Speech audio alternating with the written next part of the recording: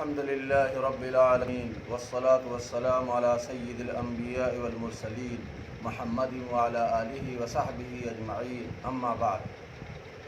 ادھر ٹیلی فون پر لوگ مختلف جگہوں سے سوال کر رہے ہیں کہ اگر لاک ڈاؤن کا سلسلہ اسی طرح جاری رہا تو ہم لوگ عید کی نماز کس طرح پڑھ سکیں گے؟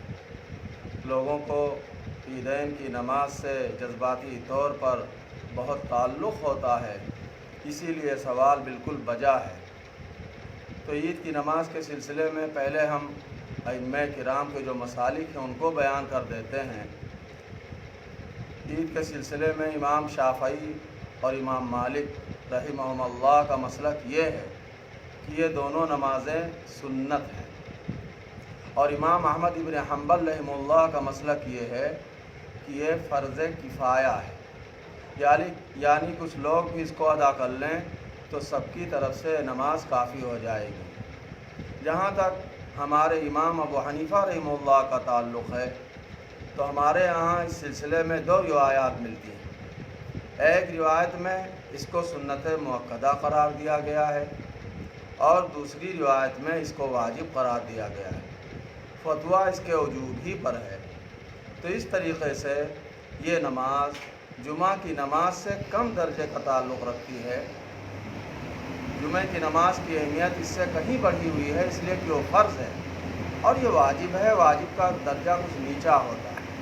لیکن جذباتی طور سے مسلمانوں کا عیدین کی نماز سے بہت تعلق ہوتا ہے، اور ایسے لوگ بھی عیدین کی نماز میں آ جاتے ہیں جو پنج وقتہ نماز تو کیا جمعہ میں بھی بلکہ الوداع میں بھی حاضری نہیں دیا کرتے، اسی لیے لوگ اس کے متعلق سوال کرتے ہیں۔ تو ایک بات سمجھ لینی چاہیے کہ عیدین کی نماز کی وہی شرائط ہیں جو جمعہ کی نماز کی ہیں۔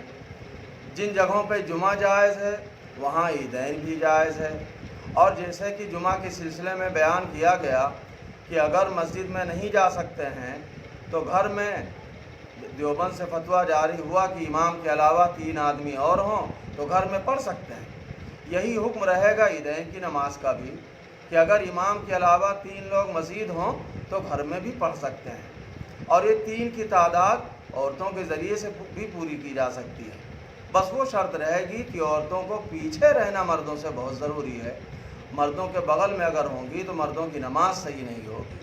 تو بہرحال اگر لاک ڈاؤن اسی طرح دراز رہتا ہے جیسا کہ لگ رہا ہے تو عیدین کی نماز میں گھر میں پڑھ لی جائے، گھر میں جو مرد ہیں ان کو جمع کر لیا جائے اور عورتوں کو جمع کر لیا جائے، بچوں کو جمع کر لیا جائے۔ پہلے مردوں کی صف ہو، اس کے بعد بچوں کی صف ہو اگر بہت چھوٹے ہوں، اور اس کے بعد بالکل اخیر میں عورتوں کی صف رکھی جائے، اس طرح نماز پڑھ لی جائے۔ اور جس طرح جمعے کے لیے خطبہ شرط ہے اس طریقے سے عیدین کے لیے خطبہ شرط بھی نہیں ہے۔ اور ایک فرق یہ بھی ہے کہ جمعے میں خطبہ پہلے ہوتا ہے اور عیدین میں خطبہ بعد میں ہوتا ہے۔ جمعہ کے لیے خطبہ شرط ہے، اگر خطبہ نہ ہو تو جمعہ کی نماز صحیح نہیں ہوتی ہے۔ عیدین میں وہ شرط نہیں ہے، اگر خطبہ نہ بھی ہو تب بھی نماز صحیح ہو جائے گی۔ لیکن بس کیا ہے کہ چونکہ مسنون ہے لہذا بہتر یہ ہے کہ سنت ادا کر دی جائے، اور وہ سنت بہت آسانی سے عام آدمی بھی ادا کر سکتا ہے۔ وہ اس طرح کہ جب عید کی نماز ہو جائے تو اس کے بعد کھڑا ہو کے، اس میں چونکہ تکبیر کا کہنا بہت ہی اہمیت رکھتا ہے، دونوں خطبوں میں تکبیر کہنے کے بارے میں اس کو مسنون قرار دیا گیا ہے، تو پہلے تکبیریں کہہ لیں، اللہ اکبر اللہ اکبر اللہ اکبر لا الہ الا اللہ واللہ اکبر اللہ اکبر وللہ الحمد۔ تو یہ 2 دفعہ اگر کہہ دیں گے تو تکبیروں کی تعداد پوری ہو جائے گی۔ اللہ اکبر پہلے والا جب کہیں تو اس میں شروعات میں 2 دفعہ کہنے کے بجائے 3 بار کہہ دیں، تو اس طریقے سے تعداد ہو جائے گی۔ اسی طرح جب دوسرا خطبہ شروع کریں تو اس میں 2 بار اس طریقے سے اللہ اکبر لا الہ الا اللہ کہہ دیں، اور ساتھ میں سورہ، اگر کوئی خطبہ چھوٹا سے یاد ہو بڑی اچھی بات ہے، ورنہ سورہ فاتحہ پڑھ دیں اور ساتھ میں کوئی سورہ پڑھ دیں۔ پھر دوسرے خطبے کے لیے کھڑے ہوں تو اس میں بھی تکبیرات کہہ کے کچھ دعائیں وغیرہ جو یاد ہیں ان کو کہہ دیں، تو اس طریقے سے سنت بھی ادا ہو جائے گی۔ تو عیدین کی نماز اس طرح پڑھی جا سکتی ہے، لیکن اگر اس طرح بھی پڑھنا ممکن نہ ہو تو ہمارے علماء نے، ہمارے مشائخ نے عیدین کی نماز کو چاش کی نماز کا بدل قرار دیا ہے۔ تو اگر ایسا ممکن نہ ہو عید کی نماز پڑھنا، یہ شرائط بھی پوری نہ ہو رہی ہوں، تو 4 رکعت چاش کی نماز پڑھ لی جائے۔ اور یہ حضرت عبداللہ ابن مسعود رضی اللہ عنہ سے روایتاً بھی ثابت ہے۔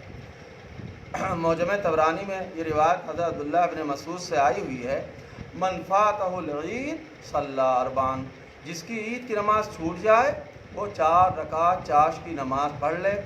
اور یہ بظاہر عیدین کی جو نماز ہے چاش کا بدل ہی ہے، لہذا جیسے جمعہ چھوٹ جائے تو ظہر پڑھا جاتا ہے، ویسے ہی اگر عید کی نماز چھوٹ جائے تو چاش کے ذریعے اس کا بدل ہو سکتا ہے۔